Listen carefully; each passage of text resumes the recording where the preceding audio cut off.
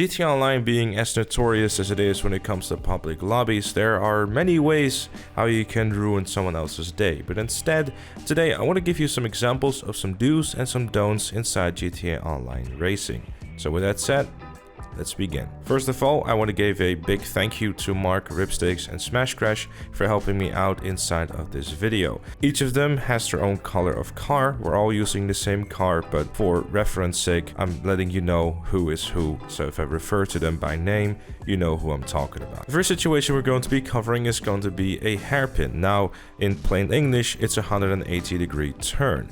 In this, you typically want to slow down as much as you can and then take the turn. The main issue with hairpins and incidents that happen with that is that people don't slow down quick enough, especially if there's someone in front of them, which I will showcase inside of the don't situation right now. Typically what happens in a situation where someone doesn't slow down enough or just tries to go for an impossible gap is a situation that you're seeing on your screen.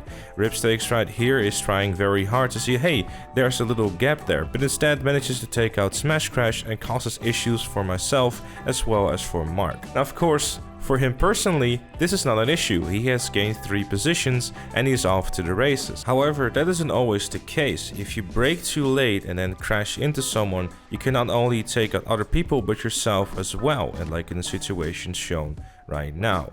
Ripstakes brakes too late, crashes into Mark and myself, and Smash Crash is the one that's benefiting from it, but yourself, you're in the shitter too, and you've just lost a good couple of valuable seconds. Next up is going to be a chicane. Now, this chicane in particular has a high-speed section in front of it, thus you should brake or let go of your acceleration appropriately. In the do situation that I'm showing right now, you can see that everyone is taking the appropriate amount of distance from each other and braking at the same time to prevent crashes. But of course, during the don't situations, that is far from ideal. Even during one of the do situations, what happened was Mark happened to be making a bit of a miscalculation and thus crashing. But because we kept our appropriate distances, me and Ripstakes were able to just get past of Mark and Smash. Even during a situation where me, Smash and Mark were all very close to each other, keeping the appropriate distance from each other still resulted into everyone getting through the chicane without any issues whatsoever. In general, this will always be quicker than having some incidents happening, either for yourself or for the other people in the race. While during the don't situation, that of course vastly changes. For example, during this corner right here, Ripstakes tries to take the inside, but instead causes a massive crash and not only takes me out as well as himself, thus losing positions and valuable time.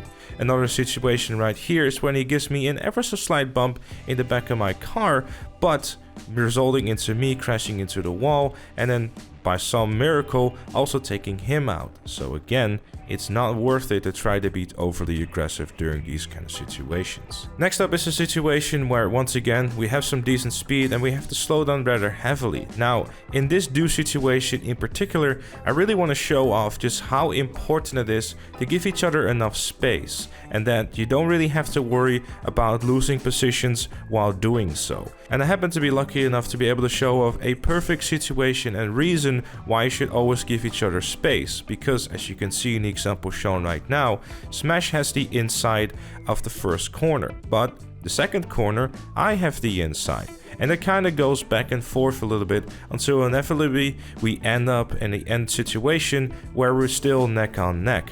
This situation is what is a prime racing example, and it's just very exciting to play as well as watch, I guess, if you're watching it.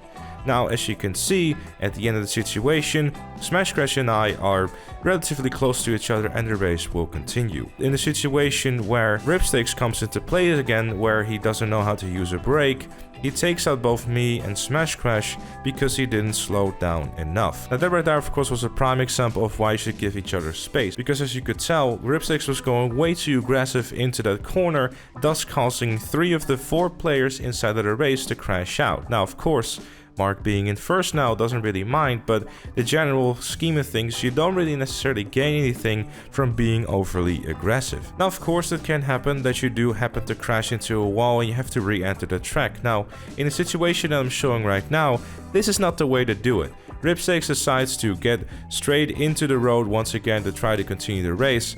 However, with that, he takes out the entire lobby because of its unsafe re-entry.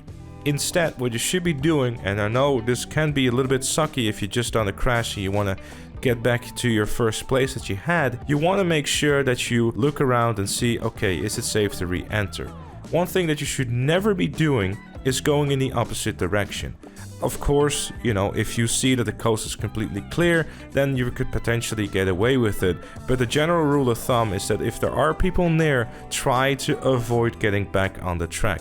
Sure, you might lose a position or two, but if you're being too aggressive, you only lose more positions and times in the long run. Moving on to another chicane example here, where me, Smash, and Mark are essentially following the same line, thus not creating any issues whatsoever. But in the next example, I give Mark a little bit of space so he can get through the section relatively easily and without any issues whatsoever. This situation is another good example that is coming out too of Smash and Mark doing the exact same thing. They're very close to each other, but instead of Mark trying to push and push, he backs off a little bit and creating a situation where no issue will be had, thus Smash being able to continue on with his race and Mark giving it another attempt later down the line to try and overtake Smash. Because if you're playing a multiple lap kind of race, you don't have to worry, there will be plenty of other opportunities to overtake someone unless he's really that much faster than you, but from a public lobby perspective, I don't think you should be worrying too much. Now, in the example where it's going completely wrong, you have Ripstakes being way too close to Smash Crash and essentially trying to see what he is listening to on the radio. Because of this, Smash doesn't have enough space to take the corner, thus causing a crash and also taking Ripstakes with him. Then Mark starts getting into issues, Ripstakes starts spinning out, and then I become the victim of Ripstakes' mess up as well, thus creating the perfect example of how you should not be taking a corner. But that was it for this one. I hope you did learn something. If you have anything else to add, make sure to leave it in the comment section down below. But with all that said and with all that done, thank you also very much for watching. Leave a like if you enjoyed, subscribe for more, and I'll see you all later.